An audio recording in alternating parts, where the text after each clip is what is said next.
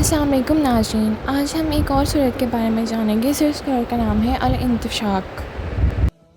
انشقاق کا مطلب ہے تقسیم، کھولنا۔ قرآن کا 84واں باب ہے جس میں 25 آیات ہیں۔ اس میں قیامت کے دن کی تفصیلات بیان کی گئی ہیں۔ جب اس بات کے مطابق ہر ایک کو اس دنیا میں اس کے اعمال کا حساب دیا جائے گا، سورہ انشقاق میں آسمان اور زمین کے حالات میں تبدیلیوں کے لحاظ سے قیامت کے دن کیا ہونے والا ہے، اس کی وضاحت کی گئی ہے۔ آیات سے یہ بھی معلوم ہوتا ہے کہ اللہ تعالیٰ اس دنیا میں ہر شخص سے اس کے اعمال کا حساب لے گا، اور جو لوگ نیک عمل کرتے ہیں ان کو آخرت میں بڑا اجر ملے گا۔ آئیے اب اس کی تفسیر کے بارے میں کچھ جانتے ہیں۔ اللہ کے نام سے جو بڑا مہربان اور نہایت رحم کرنے والا ہے، سے شروع ہونے والی یہ صورت، جس کی پہلی آیات میں اللہ پاک فرماتے ہیں جب آسمان پھٹ جائے گا یعنی کھل جائے گا، جیسا کہ اللہ تعالیٰ قرآن پاک میں فرماتا ہے، اور آسمان پھٹ جائے گا کیونکہ اس دن وہ کمزور ہوگا۔ آسمان نے اپنے رب کا حکم سنا اور پھٹ کر اس کی اطاعت کی، اور جب زمین کو پھیلا دیا جائے گا۔ ترجمہ: خدا نے زمین کو پھیلا دیا یہاں تک کہ وہ بہت وسیع ہو گئی، اور اس عظیم دن قیامت کے دن میں اس کے پہاڑوں اور دیگر کو ہٹا دیا گیا۔ آیت نمبر 4 میں اللہ پاک فرماتے ہیں، اور جو کچھ اس میں تھا سب کو نکال کر خالی کر دیا گیا، جس کا مطلب ہے اللہ تعالیٰ کے حکم سے زمین نے اپنے اندر کے مردے، خزانے اور دیگر چیزیں اپنی پلیٹ پر ڈال دی ہیں، تو اس میں کوئی چیز باقی نہیں رہی۔ آیت نمبر 5 میں زمین نے اپنے رب کی سن لی اور مان لی۔ اے لوگو، در حقیقت آپ اپنے رب کی طرف زبردست محنت کر رہے ہیں اور آخرکار نتائج بھگتیں گے۔ ترجمہ: اے لوگو، تم اچھے یا برے کام کر رہے ہو تو تم اپنے اعمال کا حساب قیامت کے دن پاؤ گے، اور اللہ تم سے ان کا حساب لے رہے گا۔ نمبر 7 میں جس کو اس کا نامہ اعمال اس کے دائیں ہاتھ میں دیا جائے گا، اس کا حساب آسان ہوگا۔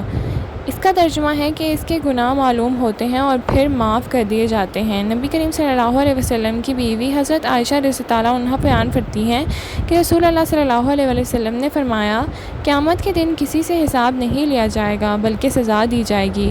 میں نے عرض کیا، یا رسول اللہ، کیا اللہ تعالیٰ نے یہ نہیں فرمایا؟ پھر جس کا نامہ اعمال اس کے داہنے ہاتھ میں دیا جائے گا، اس کے لیے یقیناً آسان حساب لیا جائے گا۔ رسول اللہ صلی اللہ علیہ وسلم نے جواب دیا، اس آیت سے مراد صرف حساب کتاب ہے، لیکن جس کے اعمال نامے کے بارے میں قیامت کے دن سوال کیا جائے گا، اسے ضرور سزا دی جائے گی۔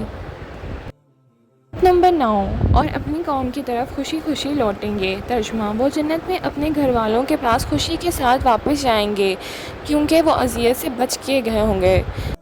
آیت نمبر 10 اور جس کو اس کا نامہ اعمال اس کی پیٹھ کے پیچھے سے دیا جائے گا۔ ترجمہ: کافر جس نے کتابوں کا انکار کیا، اس کا دائنا ہاتھ گردن سے اور بائیں ہاتھ پیٹھ کے پیچھے بندھا ہوا ہے، تو وہ اپنا نامہ اعمال ساتھ لیے جاتا ہے۔ آیت نمبر 11 میں وہ تباہی کے لیے پکارے گا۔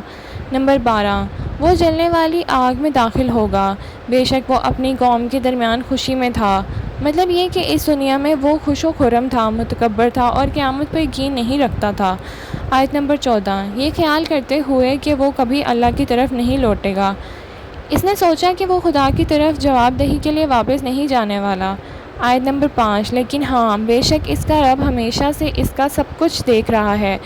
اس کا مطلب ہے معاملہ ایسا نہیں ہے کہ جیسا کہ اس نے سوچا تھا، بلکہ وہ خدا کی طرف رجوع کرے گا تاکہ اس کا محاسبہ کرے۔ اس کا رب اس میں سے تھا جس دن اس نے اسے پیدا کیا، اس دن سے اس کی حالت دیکھتا اور جانتا تھا، یہاں تک کہ اس نے اسے دوبارہ زندہ کر دیا۔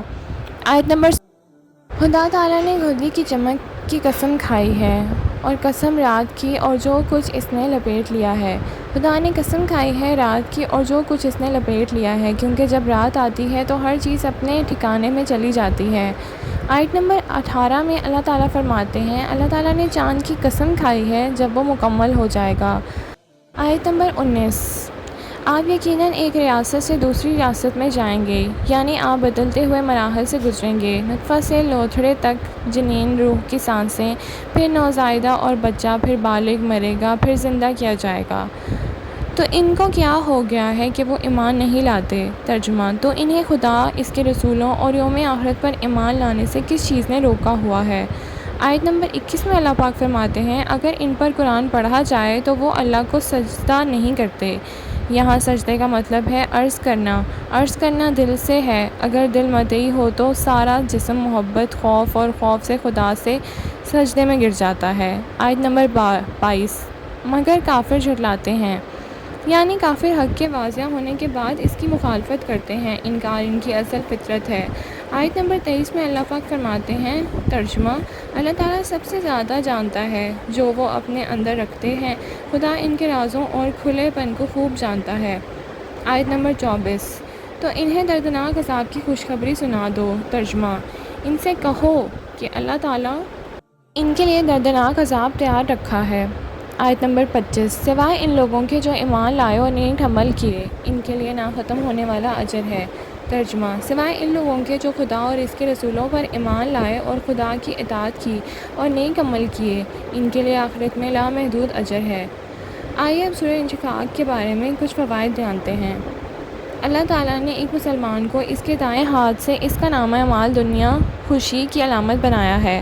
نبی کریم صلی اللہ علیہ وسلم کی زوجہ محترمہ حضرت عائشہ رضی اللہ عنہا فرماتی ہیں کہ نبی صلی اللہ علیہ وسلم پسند کریں گے کہ اپنی کنگھی، اپنے جوتے اور طہارت میں جو کچھ بھی ہو سکے دائیں طرف سے شروع کر دیں۔ آیت نمبر 19 میں واضح کیا گیا ہے کہ انسان بدلتی ہوئی حالتوں سے گزرتا ہے، جس میں وقت، مقام، جسم اور دل کے حالت شامل ہیں۔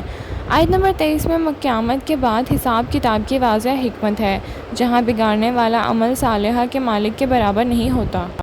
سورہ انشقاق میں جنت میں درجات کا تصور پیش کیا گیا ہے۔ یہ اللہ کے فیصلے کی لطیف اور منصفانہ نوعیت کو اجاگر کرتا ہے۔ نیک لوگوں کو ان کے ایمان کی گہرائی اور ان کے اعمال کے اخلاص کی بنیاد پر انعام دیا جائے گا۔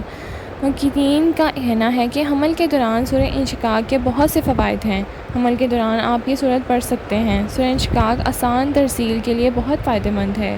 یہ سورت جنت کی خوبصورتی کے بارے میں ہے اور امن کی ایک واضح تصویر پیش کرتی ہے، جو مومنوں کو خدا کی خوشنودی حاصل کرنے کے لیے اعلیٰ درجے کی فضیلت کے لیے کوشش کرنے کی ترغیب دیتی ہے۔ اللہ پاک ہم سب کو اس کی توفیق عطا فرمائے کہ اسے ہم اپنی روزمرہ کی زندگی میں شامل کر سکیں۔ آمین۔